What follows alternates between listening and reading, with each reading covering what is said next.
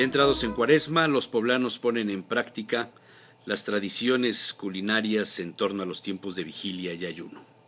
Algunos lo llevan a pie juntillas y aprovechan una buena parte de los productos de temporada para cumplir con las restricciones y dejar de comer carne. Para algunos el proceso de adaptación a la fe cristiana fue fácil, para otros no. El caso de los habitantes de Mesoamérica es ejemplo de esa facilidad al sincretismo gastronómico y religioso.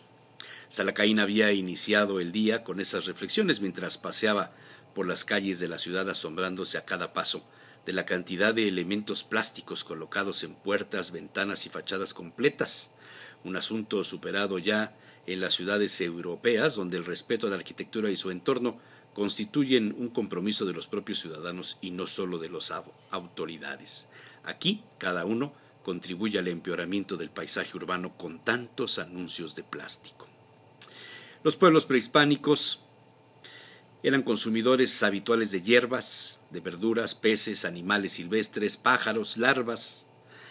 Una completa descripción la había elaborado Bernal Díaz del Castillo, el famoso cronista de Hernán Cortés, quien había quedado asombrado por dos mercados en particular, el de Tepeaca en Puebla y el de Tlatelolco en la Gran Tenochtitlán. El cronista además documentó con énfasis los banquetes del emperador Moctezuma Xocoyotzin el Joven. Eso permite sin duda asomarse a la grandeza de la cocina prehispánica.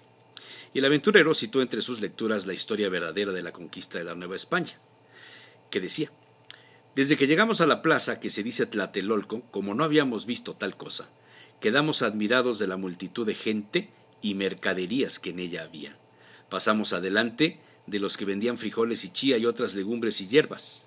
Vamos a los que vendían gallinas, gallos de papada, conejos, liebres, venados y anadones, perrillos y otras cosas. Y también los que vendían miel y melcochas y otras golosinas que hacían como muéganos. Pescadoras y otros que vendían unos panecillos que hacen con una como lama que cogen de aquella gran laguna que se cuaja y hacen panes de ello que tienen un sabor a manera de queso.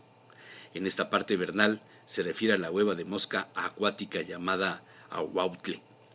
Respecto de la cocina imperial, Moctezuma Xocoyotzin acostumbraba comer hasta 30 maneras de guisados, y tenían los puestos en braseros de barro chicos debajo para que no se enfriasen.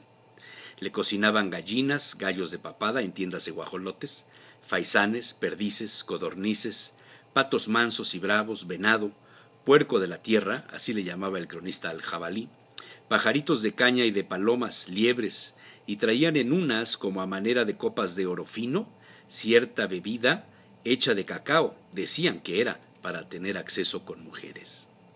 Bernardino de Sahagún se dedicó a entrevistar a los ancianos y sabios para reconstruir las costumbres culinarias de las tierras conquistadas y describió algunos alimentos como los tlachichi, especie de perros chaparritos y redondos, topos muy sabrosos y gordos, decía el franciscano, tortugas, galápagos, ranas, iguanas, pescado blanco, charales, hormigas, ajolotes, acosiles, una especie de camarón, lacustre, miel de abeja, tejocotes, ciruelas de hueso grande, capulines, zapotes, jícamas, camotes y otras raíces, una variedad de tunas y una gran cantidad de hierbas como los quelites y los quintoniles. El dominico Diego Durán y el franciscano Diego de Landa también contribuyeron a describir los alimentos consumidos en el centro del país y el sureste mexicano.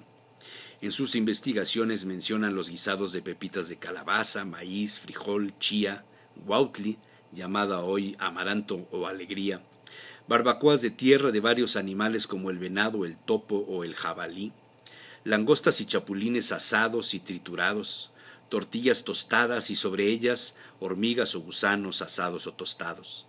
El acuyo, la hierba santa, formaba parte de la dieta cotidiana de los pueblos, lo mismo el achiote, el alga espirulina, los guasontles, jumiles, escamoles, los huevos de hormiga y por supuesto una variedad enorme de flores. Las descripciones sobre la manera de preparar los alimentos son también interesantes y de ahí la facilidad para adaptarse a los días de vigilia y ayuno de Cuaresma católicos. La comida era hervida, asada, cocida al vapor, bajo tierra en sus propios jugos o consumida cruda. En ningún caso los alimentos se consumían fritos, no existía ni la manteca ni la costumbre de freír, una aportación de los conquistadores quienes trajeron al cerdo y enseñaron a los pobladores a comer los alimentos fritos. Fue Hernán Cortés, recordó Salacaín, quien trajo a la Nueva España los primeros cerdos de Cuba para festejar en 1521 la caída de la Gran Tenochtitlán. En esa comida fue cuando los sacerdotes, al probar la carne de cerdo, la compararon con el sabor de la carne humana. Pero retomando el tema de la vigilia, los mesoamericanos no comían carnes en abundancia, más bien insectos, flores, hierbas, granos como el maíz y el frijol, la tortilla, por supuesto. Luego entonces, cuando por la religión vinieron las prohibiciones del consumo de la carne, los indígenas lo hicieron sin problema. Aún se guardan algunas recetas con origen prehispánico entre las costumbres de almuerzo de los poblanos. Una de ellas es la salsa verde de tomate asado, martajado, molido en molcajete, donde se hierven los charales secos y se agregan nopales. Durante el virreinato esta receta fue adicionada con huevos de gallina y así se conserva hasta la fecha como una de las mejores formas de desayunar huevos sin romper la vigilia de la carne.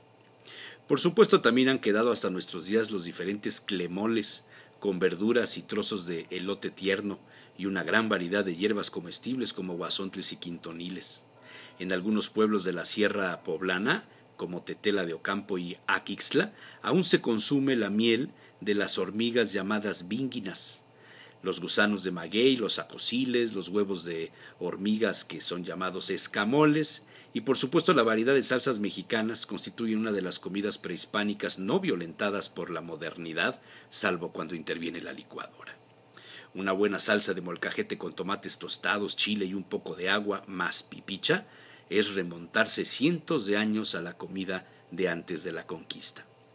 El paseo había llevado a Salacaín hasta el portalillo de San Francisco a un costado del teatro principal, donde vio entrar a gente con cazuelas de alimentos. El curioso aventurero se acercó y, ¡oh sorpresa!, ese día se haría una muestra de comida prehispánica con las larvas de las mariposas llamadas en la mixteca poblana cuetlas, y cuyo consumo se ha popularizado en la feria de Cholula en el mes de septiembre.